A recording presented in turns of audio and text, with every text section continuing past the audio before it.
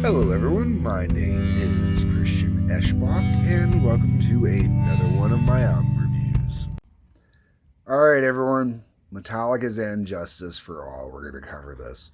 Alright, songs right off the bat here. We got Blackened, And Justice for All, Eye of the Beholder, One, Shortest Straw, Harvester of Sorrow, Frayed Ends of Sanity, To Live Is to Die, Dyer's Eve. Not a single one of these songs is a bad song by itself. Not one of them.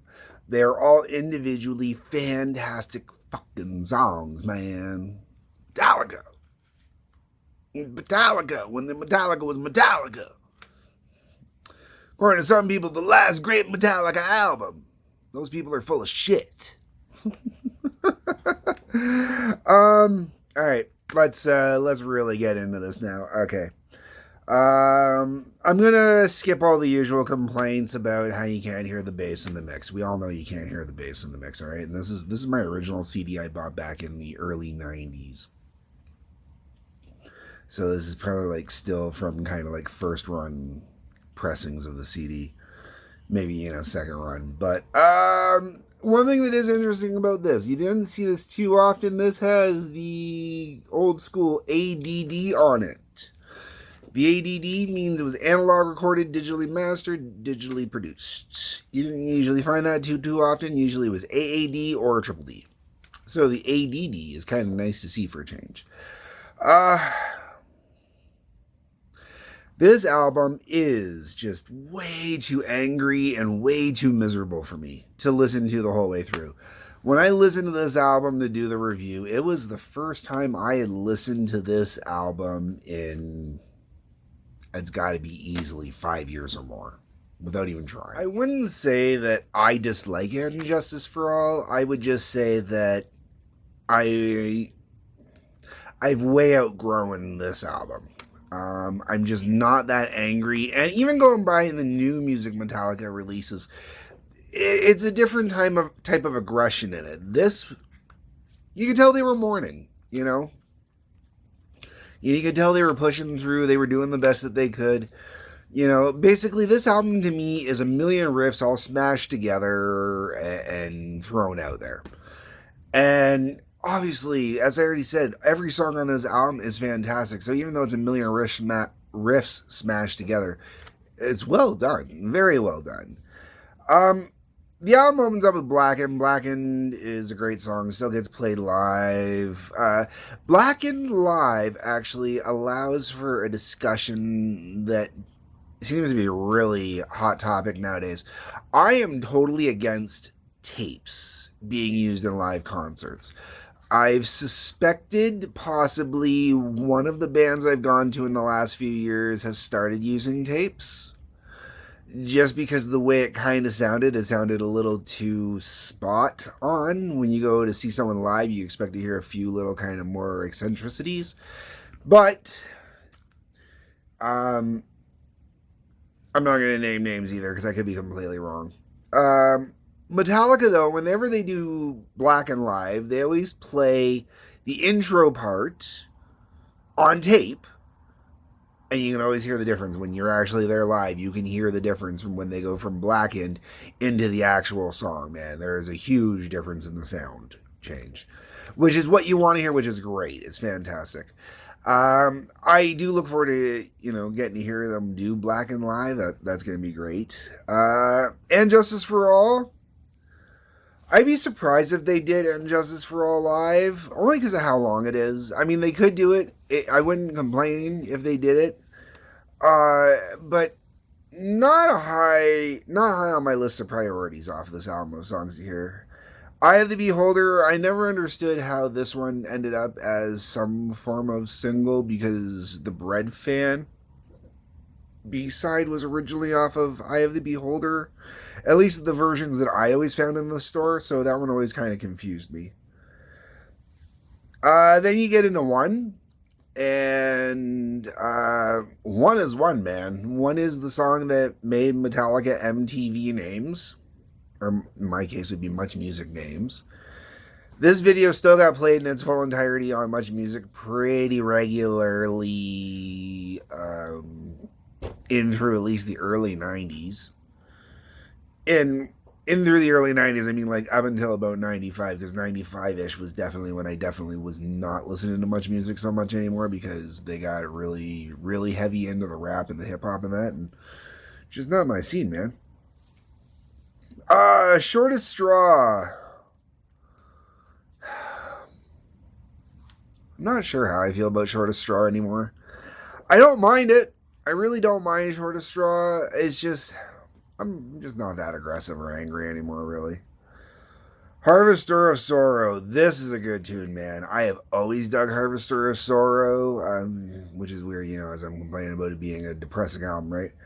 Harvester of Sorrow, though, is one of those songs on this album that is just beautiful and magnificent, man. I just really get into it and singing it like that. Harvester of Sorrow, where you get the crowd chanting, man, that's awesome.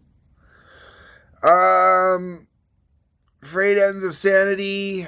Once again, I'm just not that angry anymore. Good song, very good song. I'm just not that angry anymore. To Live Is to Die. Ooh, one of the great Metallica instrumental tracks. This was actually the last instrumental track they did forever. And it's understandable why. I mean, when it came to most of the instrumental tracks, especially, up until, and I can say this freely, up until here, Cliff had some part to do with the instrumental tracks. I mean, Anastasia was his bass solo. You Call of Cthulhu, which he had a part to deal with. You had Orion, which he had a huge part to deal with. And this one, he had the only words that are spoken in here were Cliff's words, And I believe one of the other little sections or something like that was his as well. I don't remember off the top of my head at the moment. But To Live Is to Die is a fantastic instrumental piece. If I put together instrumentals, this one's always in there. I am really, there's part of me that is surprised that when they did S&M 2, they didn't take the opportunity to do To Live Is to Die, but they did decide to do something even more adventurous and daring, and they did the Anastasia instead. So it's kind of it's a rough one. Realistically, Metallica could just go out and do all their instrumental stuff with an orchestra, and let's face it, us hardcores would eat it the fuck up and ask for more. And then we finish off with Dyer's Eve, and it is a solid way to finish out the album. I